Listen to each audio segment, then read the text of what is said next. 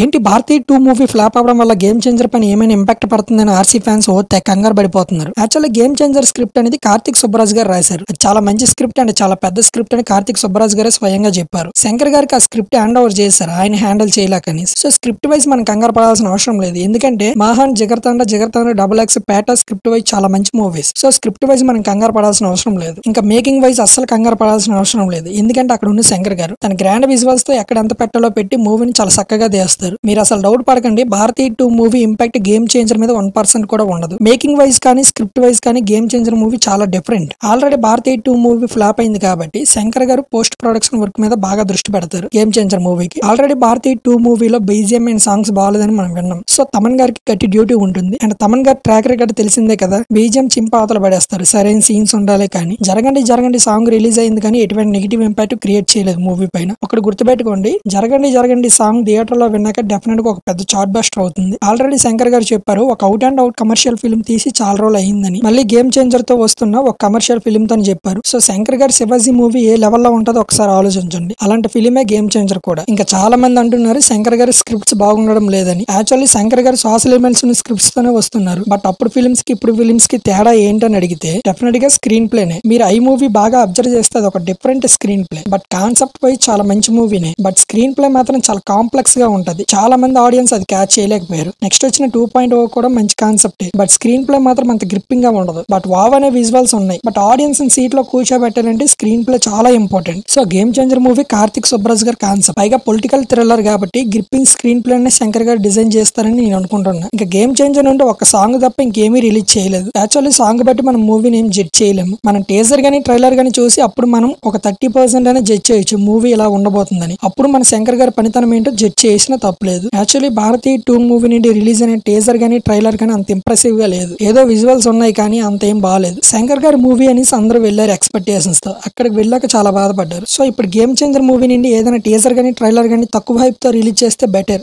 Over expectations కి వెళ్తే మాత్రం డెఫినెట్ గా మూవీ 3 రోజులు ఆడుతుంది షూర్. ఇది మాత్రం మీరు ఎంత తక్కువ ఎక్స్పెక్టేషన్స్ వెళ్తే అంత బెటర్. లేదు RRR మూవీ తర్వాత వస్తుంది కదా మూవీ, పైగా శంకర్ గారి డైరెక్షన్ కదని ఓవర్ హైప్ తో వెళ్తే బోల్తా పడతారు. యాక్చువల్లీ శంకర్ గారు ఈ మధ్య తీసిన మూవీస్ అన్ని మంచి మూవీసే, కానీ ఓవర్ ఎక్స్పెక్టేషన్స్ తో వెళ్తున్నారు, అవి రీచ్ కాలేక మళ్ళీ మూవీ ఫెయిల్ అవుతుంది. ఈ తప్పు దయచేసి 'గేమ్ చేంజర్' మూవీకి చేయకండి. 'గేమ్ చేంజర్' మూవీ ఒక రెగ్యులర్ పొలిటికల్ కమర్షియల్ ఫిల్మ్, దీనికి ఎంత పెట్టాలో అంతే పెట్టగలరు శంకర్ గారు. ఓవర్ ఎక్స్పెక్టేషన్స్ తో మీరు వెళ్ళి మూవీని ఫెయిల్ చేయకండి. నాకు తెలిసి శంకర్ గారు ఒక ఫ్లాప్ ఇచ్చారు కాబట్టి ఓవర్ ఎక్స్పెక్టేషన్స్ ఉంటాయి, ఎందుకంటే అక్కడ ఉన్నది రామ్ చరణ్ కదా హీరో గారు. నేను చెప్పేది ఏంటంటే కొన్ని మూవీస్ ఓవర్ ఎక్స్పెక్టేషన్స్ వల్లే పోతున్నాయి. ఆ ఓవర్ ఎక్స్పెక్టేషన్స్ పెట్టుకుని వెళ్తే అది ఎవరి సినిమా అయినా పోతుంది. ఏ హైప్ లేకుండా వెళ్ళి కూర్చోండి, మూవీ యావరేజ్ గా ఉన్నా సరే బ్లాక్ బస్టర్ అన్న ఫీలింగ్ వస్తుంది. So 'game Changer' movie hit అవ్వాలంటే ట్విట్టర్ లో హైప్ తగ్గించండి. మూవీ పరంగా అయితే డెఫినెట్ గా హిట్ అవుతుంది. శంకర్ గారి స్క్రీన్ ప్లే బాగా డిజైన్ చేస్తే చాలు. యాక్చువల్లీ ఒకప్పుడు నేను క్యాజువల్ గా వెళ్ళి థియేటర్ లో కూర్చునేవాడిని, బట్ ట్విట్టర్ ఎప్పుడు నుండి అయితే వాడడం మొదలు పెట్టానో అప్పుడు నుండి నేను కూడా హైప్ ఎక్కించుకోవడం మొదలు పెట్టాను. దానివల్ల మూవీ అనుకున్నంత ఎక్స్పెక్టేషన్స్ లో ఉండలేకపోవడం వల్ల నేను కూడా చాలా బాధపడ్డాను. రీసెంట్ గా వచ్చిన 'గుంటూరు కారమే' బెస్ట్ ఎగ్జాంపుల్. ఆ ట్విట్టర్ హైప్ ఇంపాక్ట్ వచ్చి మూవీ రివ్యూస్ మీద పడుతుంది. సో ట్విట్టర్ లో ఉన్న ఫ్యాన్స్ కొంచెం సైలెంట్ గా ఉంటే చాలా మంచిది, లేదంటే మీ హీరో సినిమాని మీరే ముంచేస్తున్నట్టు అర్థం. So 'game Changer' movie hit అవ్వాలంటే హైప్ తగ్గించుకుని వెళ్ళి చూస్తే ఒకవేళ మూవీ యావరేజ్ గా ఉన్నా కూడా బ్లాక్ బస్టర్ అవుతుంది, లేదంటే పక్కగా మూవీ ఫెయిల్ అవ్వడం ఖాయం. 'గేమ్ చేంజర్' మూవీతో రామ్ చరణ్ అండ్ శంకర్ గారు ఇద్దరు కంబ్యాక్ ఇవ్వాలి. రామ్ చరణ్ 'ఆచార్య' మూవీ ఫ్లాప్ తో వస్తున్నారు, శంకర్ గారు 'భారతి 2' మూవీ ఫ్లాప్ తో వస్తున్నారు. సో హైప్ తగ్గించుకుని వెళ్తే బెస్ట్. మూవీ అయితే బాగుంటుందని అనుకుంటున్నా. వీడియో నచ్చితే లైక్ చేయండి, కామెంట్ చేయండి, సబ్స్క్రైబ్ పక్కాగా చేసుకోండి.